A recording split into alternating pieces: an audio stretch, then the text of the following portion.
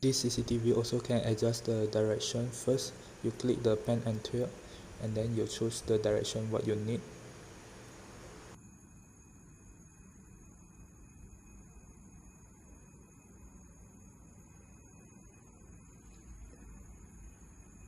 And then this CCTV also can add multiple position what you like.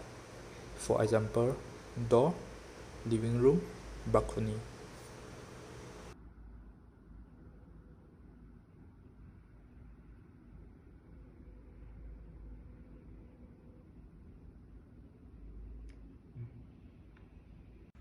Then if someone passing by your CCTV or your house, and then the notification will send to your phone. Then if somebody try come inside your house, then your CCTV will detect it and ring.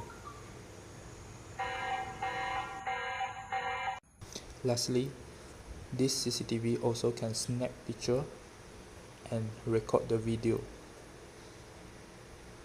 If you want to playback, you can click the playback and memory, and then go to memory. Then here will save your picture or video.